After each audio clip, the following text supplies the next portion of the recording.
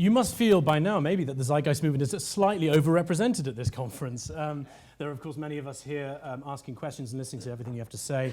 Eamon has flat out declared his allegiance to our band of merry warriors, and now you have me to deal with. And what I wanted to talk to you about today, rather than just simply up front saying what we do and what we are and how we get about it, is to really offer you a train of thought that might deviate a little bit from the talk of AI and the talk of the kind of technologies we have, to give you a more general train of thought about culture and values, which is where we just left off, actually, and very helpfully from David. I'll start with 2 thoughts and 1 story, because David told me to.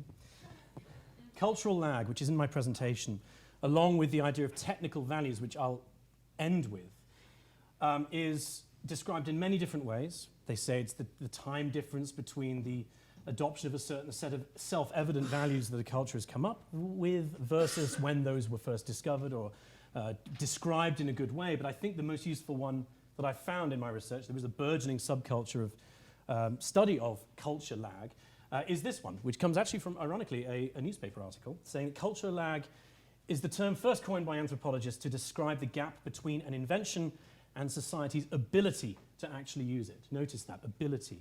It's to do with a technical reason. It's rather than something else. There is, at the end of it, implicit in it, imbricated with it, there is the ability for a society to actually make use of something. I'll put it another way, and again I'll steal my words.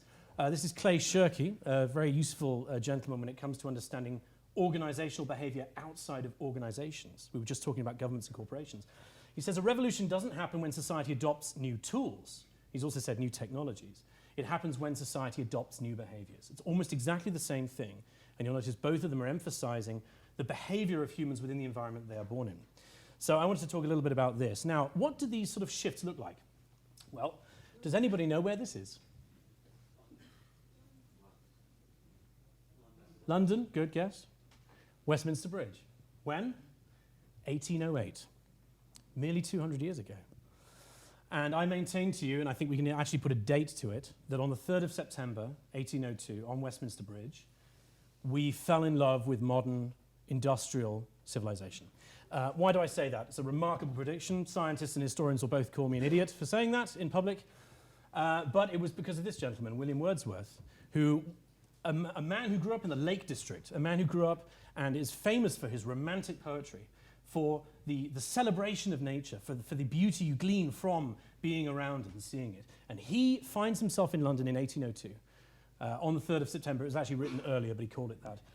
And he looks out on the morning of this metropolis, which must have been pretty impressive for him, coming from the Lake District, and says, "This city now doth like a garment wear the beauty of the morning, silent, bare." Interestingly, he then says, "Ships, towers, domes, theatres and temples lie open unto the fields and to the sky." Can you imagine seeing fields from Westminster Bridge? But you could, merely 200 years ago. But the big shift that had happened here, in public, in discourse, in poetry, in emotional literature, was to fall in love with the metropolis. And we find ourselves here 200 and something years later, really at the end of that thread as well. We see beauty in the culture around us. And that is really what culture is. Culture is the emotional buy-in. It's the emotional symptoms that you have by being surrounded by culture. And that means a couple of different things. It certainly means that no matter how much we find this different now to then, we see a certain beauty and a certain attachment to our culture that manifests itself emotionally. And that can mean a couple of things when you then try and talk to people about what might be at the basis of their culture and what might be a problem, because then you're immediately seen as emotionally attacking, or at least you get those emotions back. And that's really the challenge that any culture faces when they update. Now, remarkably, all the cultures that have come before us, all the particular paradigms is the word I'm going to use, have one thing in common, and that is that they believe they are right.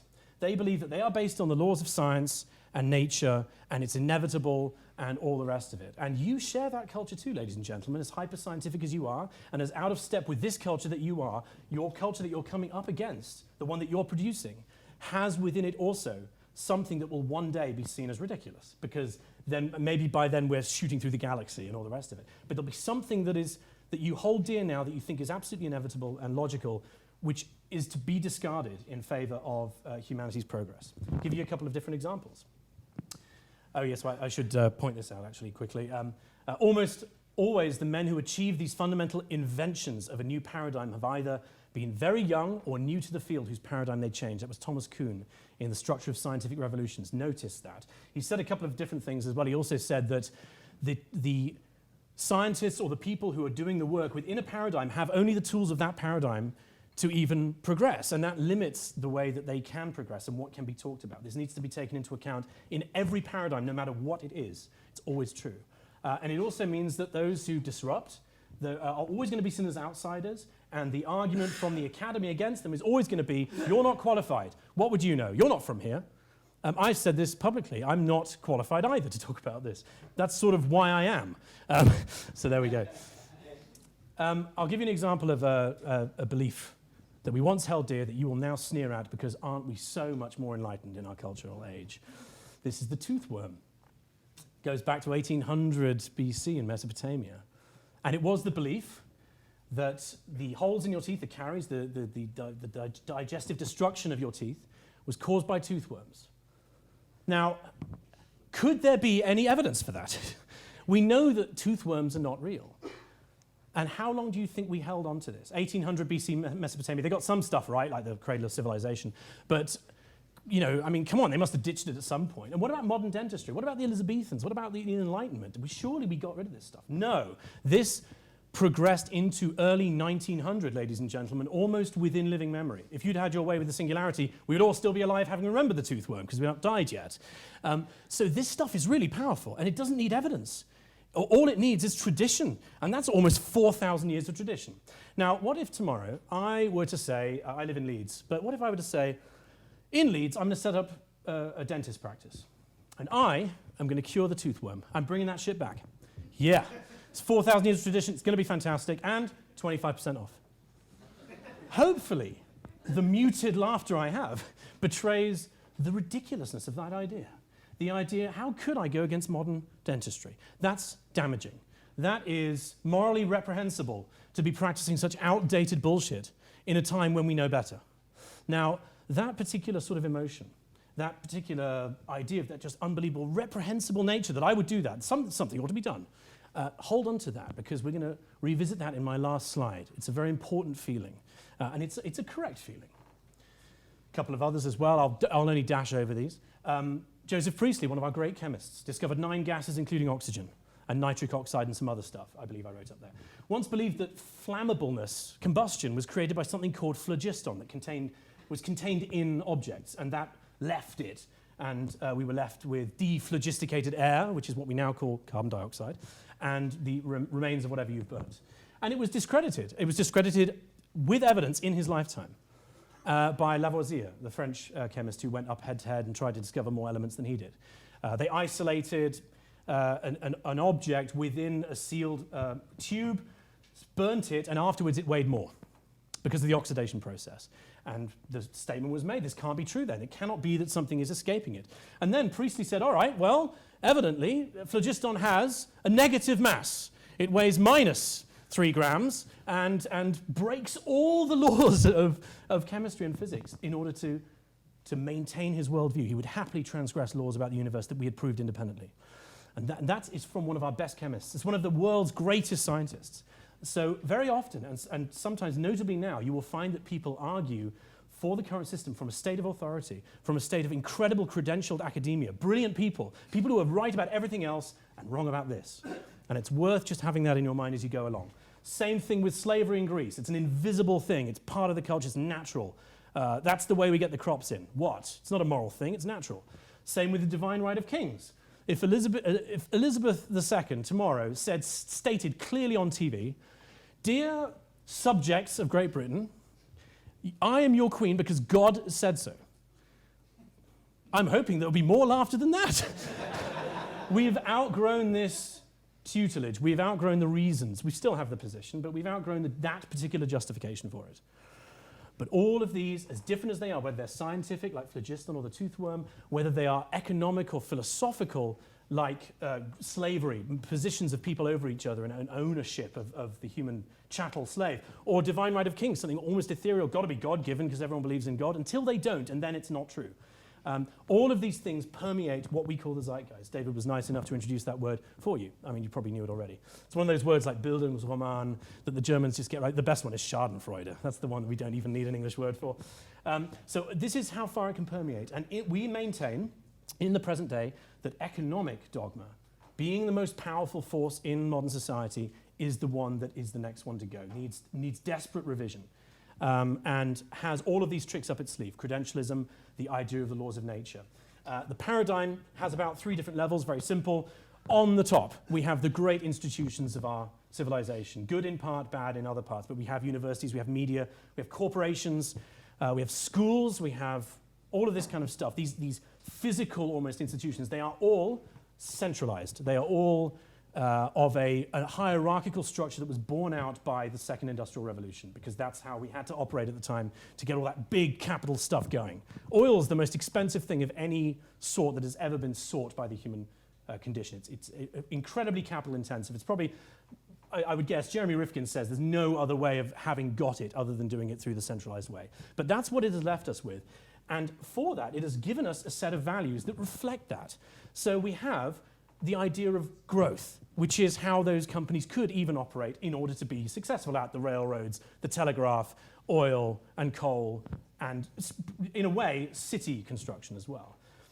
We have things like voting, because we vote for the large central institutions of power that David was talking about, which then we hope will do what we say. They never do they? But they are there. We have a certain amount of individualism, because corporations are giant psychopathic individualists. That's what they do. That's what they were designed for. That's the byproduct of that operant behavior. We have a market. We have ideas of ownership. That's a very centralized for yourself kind of thing. And these things produce people that behave that way. So we have the institutions and we have the values. One probably, I don't know which order to put those in. And then we have the individuals that reflect those values and then support those institutions. And it's not an accident that, as Michel Foucault says, schools, barracks, hospitals all resemble prisons, and prisons all resemble them. Because we were designed, we had to be designed as a social body to fulfill the worker agreements that are required by those central institutions. Hence, we're still batch-fed through schools and all the rest of it. And this has sort of formed the way that we are. But we have to understand that that is the case. Sometimes it's very hard to make people realize that you are not you, that you are essentially a pretty accurate reflection of the society. There are, of course, exceptions. I would say that this room is one as well, but all of this needs to be understood in order to tackle the wider problem and the way that people are going to understand what you say and how they hear it. It's actually quite tricky. Sometimes there are people who are flat out in support of the next paradigm, who don't even really understand that they don't live in a natural society now. Here's an example, a chap called James Howard Kunstler. He's a permaculture guy.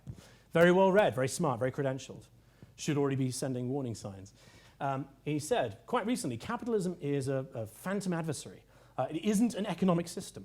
It isn't an ideology, really, or a belief system. If the word means anything, it describes the behavior of accumulated surplus wealth in concert with the known laws of physics, the movement of energy through space and time, and the choices we make in organizing society in relation to that. Now, by now, I hope I've proven to you, or at least made the case, that this is exactly how any system defends itself. It's the natural order. It's therefore unimpeachable because of that. Okay, so what's not in our present paradigm? There is no reference to the real world, to the physical body, to the resources we have on the planet. It's not there. That's why we can have a growth economy in a finite space, if you think about it. We can't have that if there were an understanding of what we actually have on the planet. It's just assumed that there's infinite growth. We have no measure of planetary resources even. Not just are we not looking at the natural world at all, but actually we don't even know how much of what there is and where, and what it would actually take, and what it would be useful for, and how this would be most acutely and best used. In fact, actually at the moment, value is ascribed from the opposite.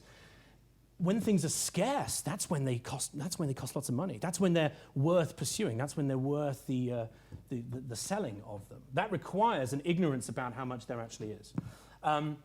Even worse than that, when things go wrong and we do unequitably use those resources, we don't know where they are and how to use them correctly, then the damage isn't even counted into the overall cost. That's not new to you either, I'm pretty sure. it's called an externalization. It's how any decent corporation will work these days, because it's too expensive to do that we ignore that and leave that to the indigenous peoples. The indigenous peoples, now also including you, by the way, because you are indigenous to the planet. And we don't prioritize technical efficiency, even though it is winning out, as David has shown, from those amazing curves. Those curves are production of technology itself and not of the system which has made money off them. We prefer market efficiency, which is profit, essentially, the input versus output of money, versus technical efficiency. And this point has been made for me, even if you disagree with it, by previous people who've pointed out that nanotech is defunded by the institutions that see profit elsewhere. And why wouldn't they be? That's exactly what we would expect. Now, the good thing is, and I'm going to cheer you up a little bit, there are some disruptions along the way. However, they do imply a fight that you have on your hands, a proper all-out fight. The great liberating force for the 21st century, and it's been around since end-to-end technologies became something that people could describe, is the ongoing decentralization of core parts of our culture. This one is the one that I'm hesitant to even speak of in this room, because you are evidently much more in tune with this than I am. Smart grids, the idea of clever dynamic feedback of energy systems, are spreading like wildfire. Rohit, you were talking about, I think China does this, right? Is big on the smart grids. Definitely Europe is as well. There are people trying to put this stuff in. That is a big jump from the original centralized capital oil structure, which is you harvest it in one place and you deliver it out to the people. And that's where you get your power from. That's where you get your money and innovation from. When that goes away, you have a real problem on your hands, because the incumbent institution doesn't like that. Because decentralization is also actually the real physical democratization of power. You are now a harvester and a consumer. You're a prosumer. Again, I'm quoting Jeremy Rifkin, a producer and a consumer at once. And a peer-to-peer energy network is a good one, is actually harder to take down, doesn't have the kinds of failings that a centralized one does, just like it's very hard to make the internet go down as well. Don't worry, I'm not a pervert. That is a 3D printed bra, okay, so it's all right. But we have the merging of different kinds of goods now as well. I mean, we call it 3D printing normally, but what it really is what used to be factories are now consumer goods that essentially behave like factories in your house. And that means a huge amount. People always undermine this. They go, oh, well, it's only cornstarch, and it's just printing stupid things. May I remind you that as soon as you start printing even the most frivolous of goods, like toys or whatever, you're not having them created in China and sent all the way to you via giant diesel-chugging engines. There's a vast feedback that can be won here. But it does mean that those traditionally separate parts of the economy are now one and the same, and will only increasingly be more and more amazing. I don't know when we're going to start also kicking the healthcare up. There's a fascinating talk this morning by you, sir. I don't know when that'll happen either. I'm not a predictor, but it most likely is going to happen at some point. And that means all kinds of things. It means, again, the democratization of health, the democratization of information into physical objects. This is a big thing, especially when you live within a society that supports GDP, supports trade with other nations. We just saw that was apparently the reason why we wouldn't have any war anymore. What does that mean now that is being kicked out as the main plank from international trade? Does it mean DRM being put into 3D printing? I don't know. Should it be that? It's a tricky one. But these things are happening, and they're happening so quickly, and it does imply a complete fight against the current paradigm. And of course, the big one, the one I like the most, is the democratization of education. Massively online open courseware, I believe it is, or open online courseware. People get this wrong quite a lot. They always say, well, yes, that's great, we can learn some stuff in our spare time. Or they say, the real thing is that kids can use these at home to do the didactic work, to do the stuff where you have a person lecture at you on a screen, and then you go and do your homework collectively in the school. That's not the change at all. The change, in fact, I will steal Eamon's quote here when I told him about it, is we used to say the best way to learn is to teach. Well, now what's happening is that everybody in this room is becoming a producer of cultural information, a person who can upload something onto YouTube, create an infographic, write an article. You don't need this is now available to any of us. So when you are learning, you end up learning out loud. You end up learning not in a sort of a textbook that you fill in that never gets indexed, that never gets looked at except for by a credentialed teacher. What you are creating, the cultural deposition you have, is immediately available to everyone else. And people who are looking will find that, and it'll inform them. Maybe they'll reject it, maybe they'll update you. I call it learning out loud because it really is opposite to teaching out loud when you speak.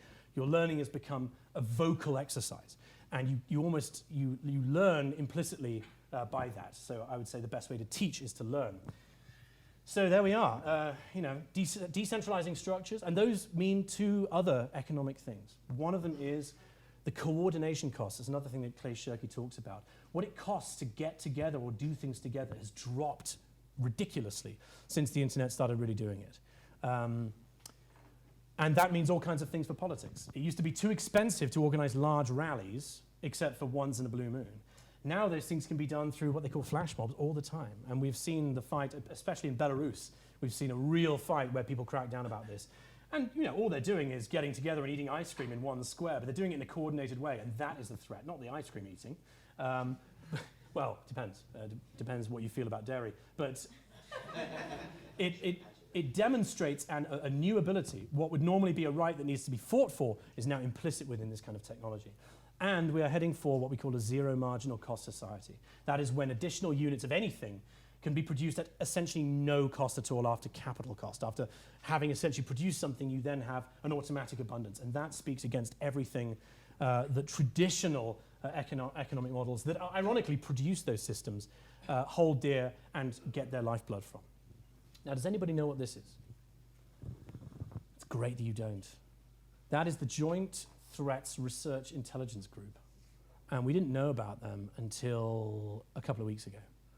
And they are sort of my final plank in the decentralized process. They were set up, they're a secret GCHQ operational unit that are set up specifically to attack online activism. People always say, oh, those online activists, other than maybe anonymous because they're really cool, they don't really do anything. That's slacktivism. What a useful thing to say. In fact, I would argue that given how they're talking about these bizarre words that don't mean anything to anybody outside GCHQ, and the way that they want to be cyber magicians, the way they want to create a new kind of reality for you and disrupt and discredit and deny, disrupt, degrade, and deceive online activists is a very, very telling thing that means it's working. It means that the kind of decentralized power that we have is worth fighting against, and that means it's worth fighting for. And if you're sitting in this room thinking, well, it's okay, because I'm not really an online activist of any kind, really. I'm going to make my money out of the futuristic technologies sold, and I'll get my money that way. Don't worry, they're after you next, ladies and gentlemen, because they are very, very willing to disrupt whole corporations and destroy them from doing the wonderful, brilliant stuff that we've heard in the last day and a half. That is not a problem, because it speaks to a misalignment of power that cannot be accepted. And this needs to be understood just because you then know what you need to take into account when you speak to the kind of people who find themselves in this system. And that's what essentially I'll almost leave you with. These new technologies contain within them the seed that will destroy the market that birthed them. They are the necessary products of and resolvers of the kind of system that we have come from. Now, I talked about this gentleman, Wordsworth, at the beginning, and his moment where he adapted to the new culture. I'll give you another one that we try and make happen for people. It starts at the micro, and I'll move to the macro. If I were to tell you that for every one human cell in your body, there are 10 microbes. In other words, you're mostly not here. How do you feel? In fact, you're not just not here. All the stuff that's here pretending to be you is not you. You're essentially being mimicked by other organisms. You are not an individual, ladies and gentlemen, not even on a social level. Admittedly, we of course work together. As an individual, you are not even an individual. You are a collection, you are a life form that way. So the idea of individualism is intellectually incoherent. And while you ponder that, I'll give you the macro. What do astronauts feel that go up and see the Earth for the first time? That wonderful moment that we only saw in 1969, was it? They say this kind of thing, like Edgar Mitchell. They say, you develop an instant global consciousness, a people orientation, an intense dissatisfaction with the state of the world, and a compulsion to do something about it. From out there on the moon, international politics looks so petty. You want to grab a politician by the scruff of the neck and drag him 250,000 miles out and say, look at that, you son of a bitch.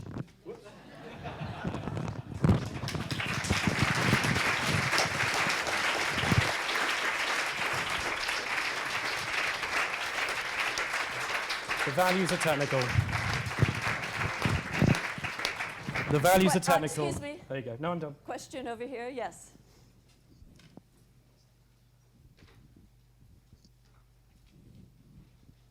Hi, Ben. Callum Chase. Great talk. I get that you don't like capitalism, and I get that you've got a particular thing about the oil industry. I was listening carefully, but I'm sorry, I didn't get what the Zeitgeist movement is. Yes, I left that towards the end. Can you hear me properly? Did I break this already? So the ultimate goal of what we do, given now you've seen how it works, is to foster an understanding of that looking back on the world, to elaborate the worldview to a wider one. At the moment, we still think in countries, we still think in cities. That's just the way that our nervous systems have worked until now. But you find that, just like the astronomers, when you get the understanding that we are a world system, that we just live on what Buckminster Fuller called spaceship Earth, the values that are required to live on that system then appear. They then manifest themselves in the brain. Because once you've understood the actual context in which you live, then you realize that everything we've done until now, whilst leading us to this place, needs to be replaced, needs to be updated to fit the real context that we live in. Thank you. Next question here. I think you suggested that a zero marginal cost world would lead to big changes, or we wouldn't have corporations, or I don't know, things are going to be very different somehow. But don't we already have a lot of industries that have zero marginal costs, like software, movies, music, pharmaceuticals, the publishing industry? And these already have large corporations and things work as they are now.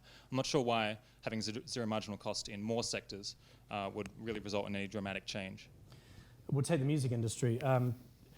It's no accident that the corporations that are involved in that have been suing the shit out of everybody who shares and essentially participates in that zero marginal cost. Music is not yet for free from a corporate perspective. Certainly you have individual people who are creating online and stuff, and that is, and it's not just that as well. I mean, it's zero marginal cost for books as well now. I mean, distribution of all that stuff is almost nothing, but it's still being fought against, and people are still being demonized, and there's still being legal action taken. And as this spreads to things like physical goods, I think that kind of conflict, which we have to get over, is still going to be part of it. So I don't think we yet actually have, we can't, in the system that still requires money to survive, have an actual zero marginal industry, because it by definition wouldn't be an industry. Thank you. Over here, yes. Hi, hello, I'm Jabida Ali. I run a care agency called Three Sisters Care, and I'm at the front line of looking after people, mainly people who are dying. And the last couple of days, it just feels to me like I'm being asked to take so much risk, because I am, a business. I'm a profit-making business, but there's certain things I want to use my profit for, and one of them, of course, is to replace my workers with robots. That's not going to surprise anyone.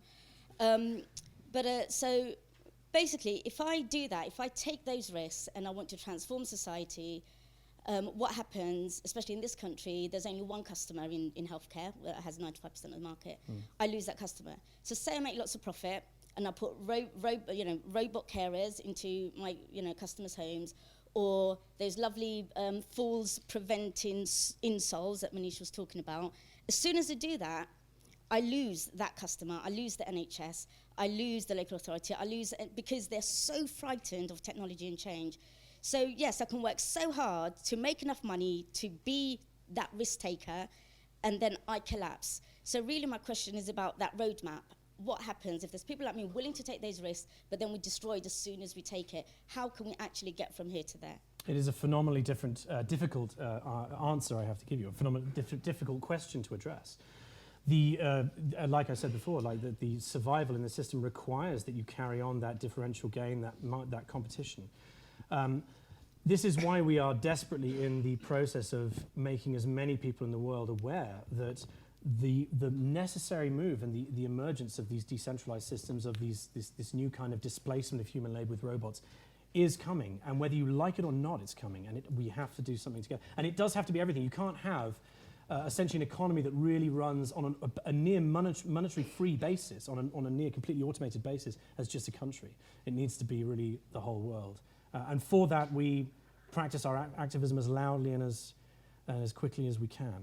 You do destroy yourself otherwise, you're absolutely right. Great talk, Ben.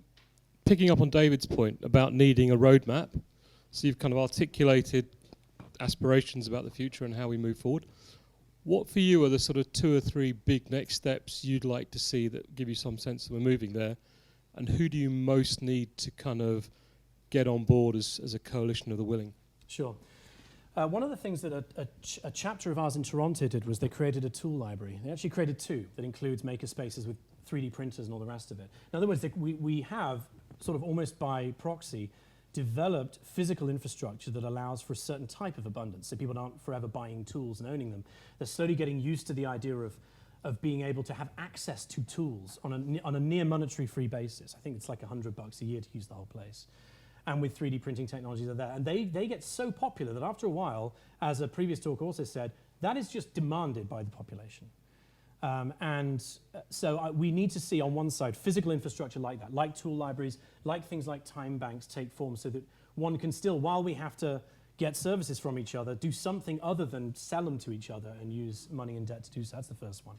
The second one is to lobby and defend the decentralized networks that exist from destruction by whatever you want to call the status quo.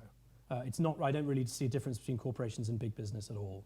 I think it's generally one big business or one big government. And that needs to be done as well so that the human population is a little bit more resilient to the kind of talks. And the third one is increased study, almost on the academic side of things, of these teaching your children to code, teaching them to understand systems so they know when systems are compromised as well, and why they're important, and that world around view and increased travel. Thank you so much. There we go. Thank you very much. Excellent talk.